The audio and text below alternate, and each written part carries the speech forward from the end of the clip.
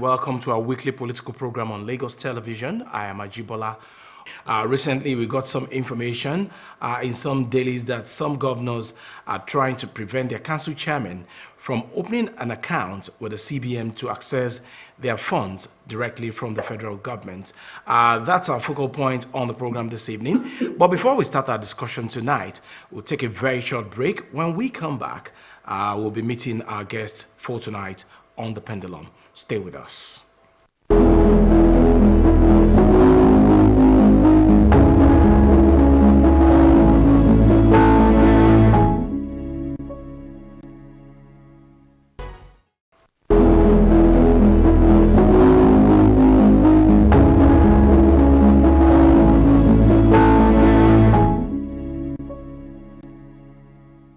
You are still on to our weekly political program on Lagos television, The Pendulum. Again, our focus tonight is the challenges facing the implementation of the local government autonomy in the country. We all recall that the Supreme Court gave a landmark judgment in the year 2024, granting full autonomy to the 774 local government areas of the country. Joining us tonight to look at this particular topic is Dr. Akeem Adetubobo. He's an APC chieftain here in Lagos State and, of course, a public affairs analyst. It's a pleasure to have you, Doctor. Yeah, good afternoon. Thank you for having me. My pleasure being here. All right, sir. That particular judgment of the Supreme Court of Nigeria dated back to 11 July 2024. When that judgment was given, what actually was your reaction as regards the judgment? Yeah, well, it's an indication that the grassroots is a win for the grassroots, is a win for local development across the nation, across the 744 local government area in Nigeria, and is a win for the masses. With a caveat, if the implementation would be thoroughly done. That's about the best way to go. And it will help us to cushion the effect of the bold step the president has taken, the removal of fuel subsidy, and the the exchange rate that had been kind of just one, no more, no the disparity between the official and black market rate has been breached. Because that's this fiscal autonomy for the local government would actually help to give support to the grassroots, which to us as the grassroots politician is a welcome development. Okay, I want us to look at it broadly now. In terms of administrative development as well as socioeconomic development at the grassroots, what does it imply for local government development generally? We've seen it in Lagos State. We've seen Lagos State government as Lagos State local government chairman. I've actually seen it working because Lagos State happens to be about the only state where the local government have been actually deriving their fund without any deduction from the state government. So we have seen how it works, but we have our fears, but we believe that the real test of the fiscal autonomy of the local government will be seen in the next election. How do we conduct the next local government? Because as a matter of fact, when we are talking about fiscal autonomy, what we are saying is that the geopolitical area, niche, where each local government is, they have autonomy, they have control over their revenue generation, they have control over, to have direct access from the federal allocation, then they'll have control to even have collaboration locally and globally to source funds. And at the same time, they have control without over their spending, without excessive control, and but complementary control from the higher authority. And that control, that complementary control, will determine the effectiveness of this fiscal policy. And that starts from how much control? Are we going to have excessive control in the selection of the local government chairman? Are we going to have complementary control in terms of looking at those that have the capacity that can actually make that policy, that can implement the policy to get the desired effect the president actually wants? Because only when you have people that can drive it, people that have financial capacity that can drive it. But what we have seen in Lagos State in the last 6 months is just collect and distribute without actually having any pushing effect to the greater masses of Lagos State. So we must be deliberate this time around, that when we are having this next local government election, the people's wish, those that have the capacity, there should be direct primary, that people will determine who will rule them, people they can actually trust. And the good thing about this fiscal policy is that the greatest good to it is that the local government chairman does not have autonomy, does not have immunity. So you can petition them. So we actually need the Office of the Citizenship to be fully grown up, so the local government chairman can be put to account for the funds. And another benefit of it is that you realize that this fund, in Nigeria, we have an average of 20 local governments to each state, because we have 774, and 36 times 20 is about 720. So you see an average of 20, other than the fund getting just to a person in the state, that means the governor, that fund is getting across to about 20 people. So it's one way or the other will still help to grow and spread the money better. So it's a very good thing to go about, and a lot of kudos go to the president, President Bola Ahmed Tinubu. But he must be cautious this time around, so that we can display what we know how to do best, selecting the people with the right caliber to manage the affairs of the local government. And the affairs of the next local government election will show that this financial autonomy, you see the caliber of people that will come out and contest for that election. And that's how we are going to deepen our democracy. Okay, I want us to look beyond Lagos State now, because the judgment affects the 774 local government areas of the country. The judgment was given on the 11th of July 2024, and then we're already in April 2025, getting to almost a year now. Yet we have not seen the implementation of this landmark judgment by the Supreme Court. As a Democrat, does it worry you as to our belief in the rule of law in our democratic journey? Well, it's a bit worrisome, but I can still understand that there's a bit of bottleneck, and there is a bit of apprehension from the government, from some governors, believing that is the way the president wants to usurp power from them, and they are actually stepping up and resisting they're insisting for the opening of the account of the local government council at Central Bank, which the Attorney General himself has also withheld the council for the last 2-3 months, that they must comply. So it's a bit worrisome, But I think Mr. President had actually come into it for about 2 months before the Attorney General put his feet that you must comply. And that, when they comply, that's the best thing for democracy. But of course, you cannot take away politics from democracy.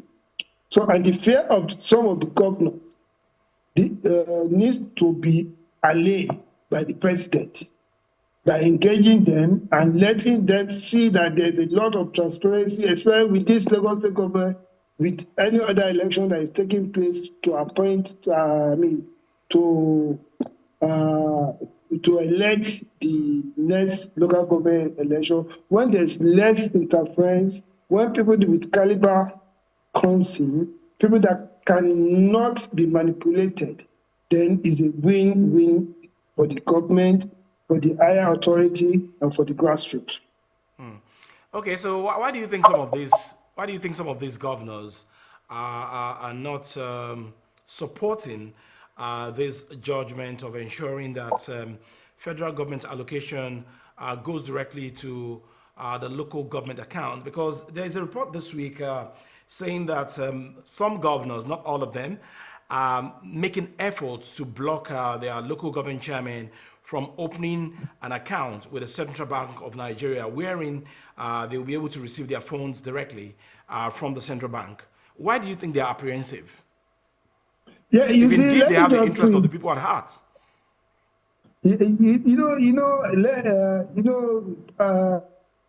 Our politicians is always about how much of power can I hold to myself. Let me remind you about what happened in Oyo State.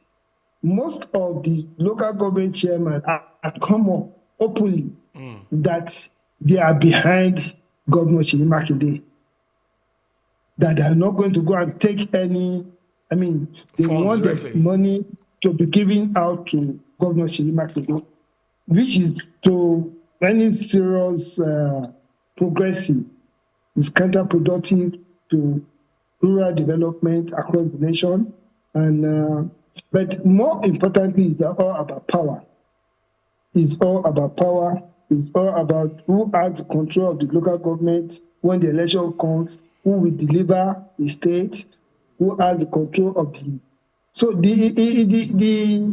it's imperative for the presidency to now let every governor see that this is for the betterment of the nation, this is for the betterment of the rural development, and the governor should not everything should be seen as power tussle. Because a lot of the governors are not actually encouraging the local government chairman to go and open the CBN accounts, escrow account with the central bank, and without that, they can't access the fund. And Attorney General of the Federal Attorney General has said he won't release any fund to the previous account they be releasing to, except they have it released to the new central bank, and that's where we are presently. And I know it's just a demonstration of let the presidency, let the government be seen that yes, this is not about political maneuvering. It's about real concern for the grassroots. It's about real concern for the growth of the rural development, and because you see the advantage of this is when the local government chairman, the fund is released directly to the local government chairman. You know what it does? It will grow that local economy. It will provide employment. It will solve the imperial security challenges, the banditry, because they can have enough funds. Security challenge is local. You can only tackle where the loopholes within your community. You know how to block it, and when you have good intention, and you can fight it deep, such that you you nip it at the bud. So with the fund, you realize that the security challenges we have, the banditry will be a thing of the past. So it's a win-win for the higher authority, and that means the presidency, the governor, and the local government chairman, and the grassroots. Okay. So I want to employ all stakeholders to see it that way and allay their fears and let this thing work. All right. Aside from that example that you gave of local government chairman in your state, we also have a report coming from the southeastern part of the country saying that some chairmen in the southeastern region actually had a deal with their governor saying that they will be sharing 50% of their monthly allocation with the governor, and yet the governor refused and is saying that the council chairman must not submit document for them to be able to have an account with the CBN. Is an allegation rather, but it was in the dailies this week. And if things like this should continue, what then will become of our democracy, especially at the grassroots, which is often said to be closer to the people?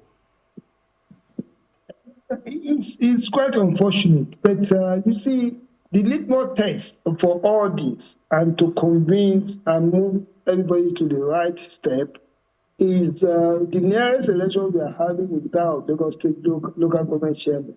If they see the transparency, if they see the caliber of people that win the election with little or no interference from the presidency, from the governors, and that is actually a collective will of the grassroots, the stakeholders, and the people that have the caliber got in there. And in the next 3 months, and they start performing, and they see then you see the mindset. Not change is a very difficult thing. Change is something that is difficult to achieve.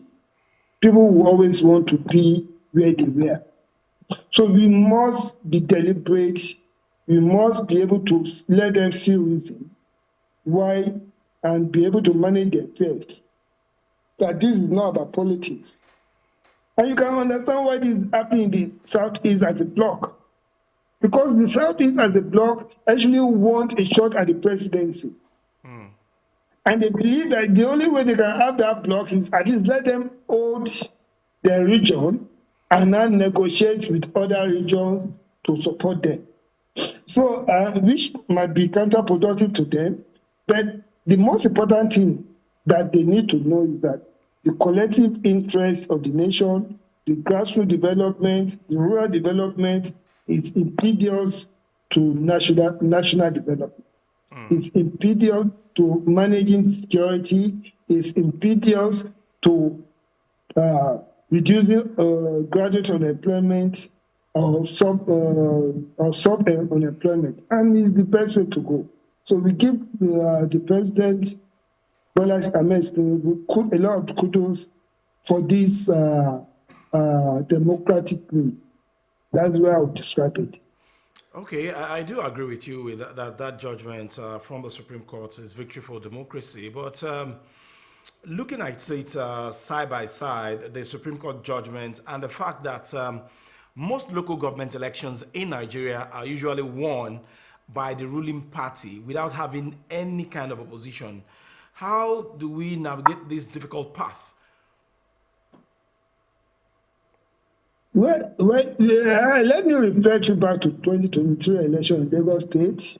Nobody expected APC to have that kind of challenge in Lagos State, that the kind of challenge we had, and of course, with this local government election, you see that by the time the form starts, is by the time LASEC starts selling the form, you realize that the caliber of people that come out to collect the form. Politics is no longer the kind of politics we were doing 8 years ago. This this fiscal autonomy had actually formed up a lot of people to get interested in the local politics and they want to add that. So it's not going to be politics as usual. That much I can assure you. Okay, And you start. even if we have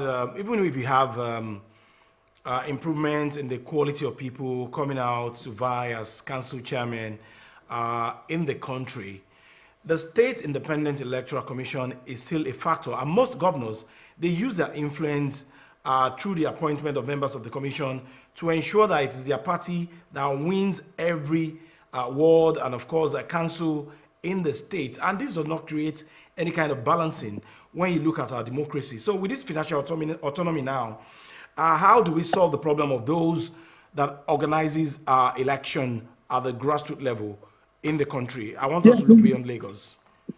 It's so unfortunate that by the time the fiscal autonomy was passed and considering the length of time, the time interval between legislating to allow, is it INEC that will conduct the local government election? Are they going to have another body that will actually take care of local government election?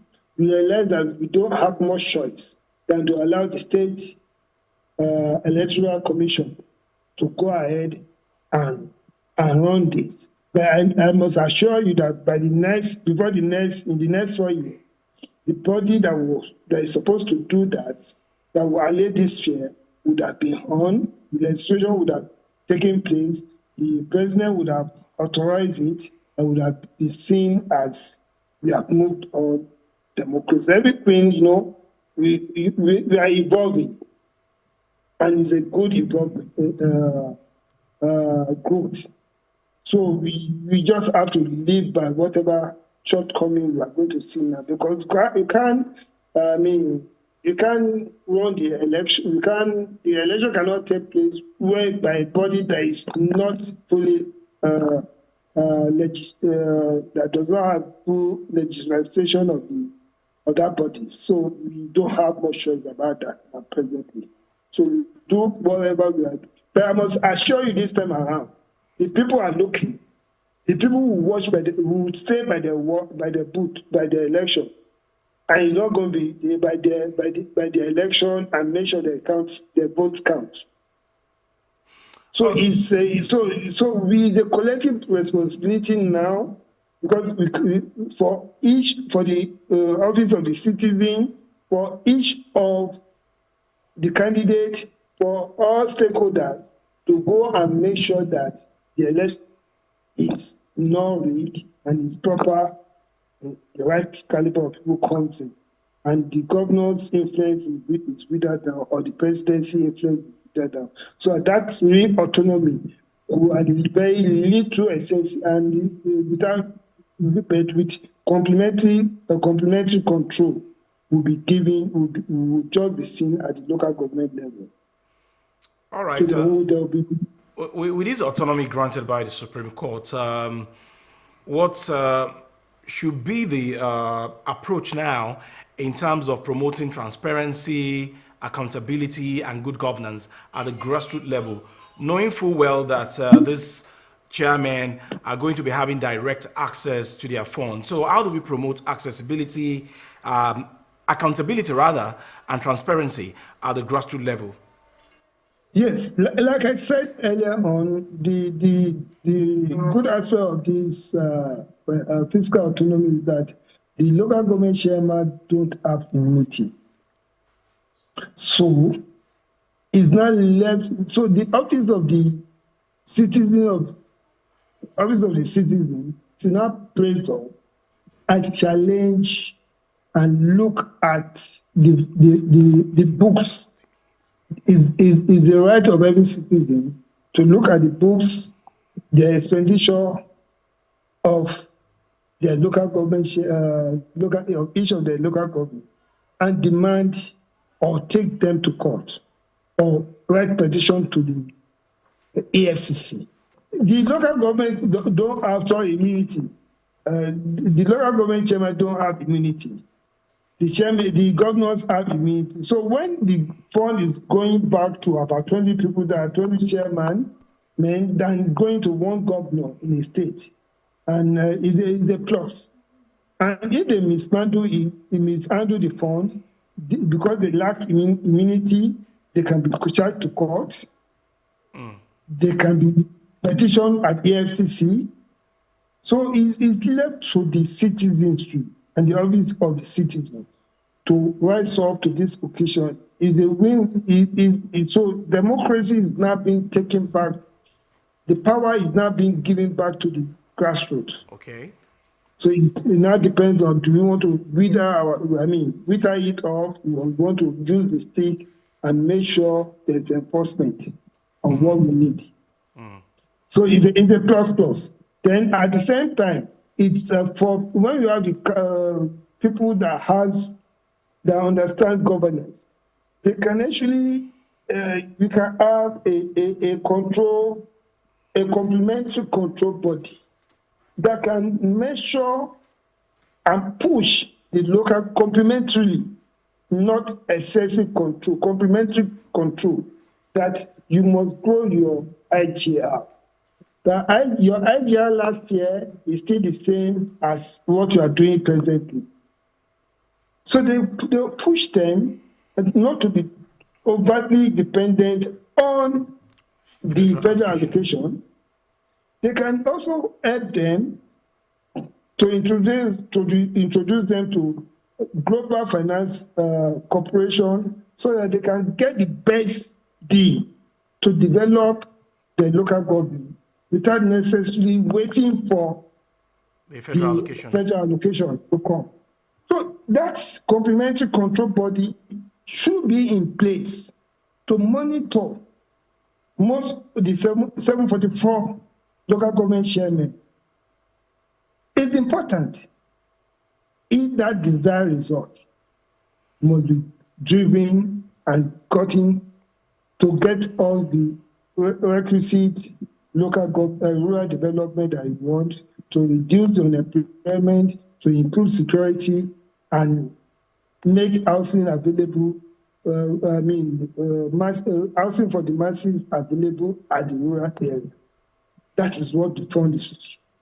The health center will be the permanent health center will be well furnished with drugs. So this complementary supervising body should be established as a matter of urgency. Okay.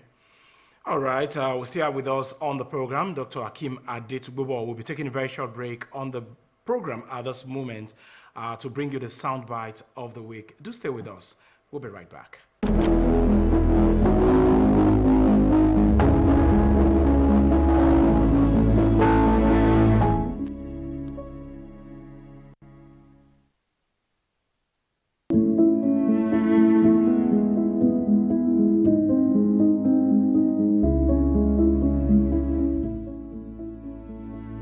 An issue which has been decided upon by the Supreme Court is final and conclusive.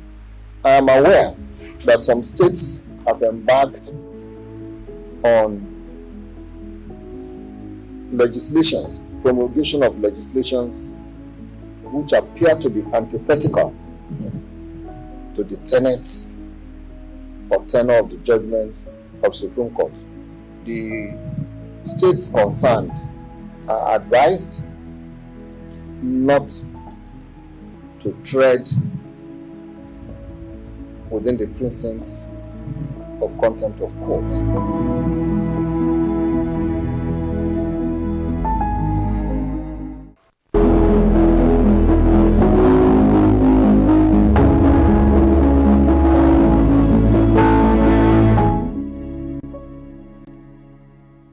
All right, you're still watching our weekly political program on LTV, The Pendulum, and our focus once again is the challenges being faced in the implementation of that Supreme Court judgment which granted financial autonomy to the 774 local government areas in the country. And so far, I've been speaking with Dr. Hakeem Adetugbobo. Okay, as we begin to wrap up the show now, what do you think should be the basis for comparison. You are older than me, and I know that local governance then, local government administration then, and now there's a big difference. So, what was it like in those days? What is it like now? And this particular judgment, what value is it going to add to local government administration? Well, previously, local government administration had always been pocket enrichment, infrastructural, stomach infrastructural development without any meaningful advantage, without any meaningful impact to the local development, the rural development of that area. Because it's always like, oh, the governor has taken our funds. We don't have anything left. We can't do anything. And the governor has immunity. You can't go and meet him. You can't ask him. But for the local government chairman, you know his fathers, you know his mother, you know his family, and you can ask them questions. You can challenge them. So presently with this autonomy, we are hopeful, strong hope with this renewed hope of the president that we are taking development back to the grassroots. Power have gone back to the grassroots because the office of the citizen, the critical stakeholders can challenge the council chairman, the council chairman that we have not performed, and they can take him to court. They can petition the AFCC. He does not have immunity, and he will be removed. He will be suspended if those allegations are substantiated. So basically, it's a win-win situation for democracy. And all right, I must congratulate. Dr. Because of our time, we have to go now. We thank you very much for sharing your perspective with us on this local government autonomy and the challenges facing the implementation on the pendulum this afternoon. Thank you so much for having me, and I'm always looking forward to us coming back to. Thank you for being part of the show. That's our weekly political program this week. We thank you very much for watching. Dr. Ade Tugbubo spoke extensively on what should be done to ensure that these judgments of the Supreme Court is implemented fully without any form of hindrance. And of course, he added that it's going to add quality to the quality of people and the quality of governance at the grassroots level in the 774 local government areas of the country. That's the show this afternoon. We thank you very much for watching. We'll be back again next week on the program. I am Ajibola Ojeshola. Bye for now.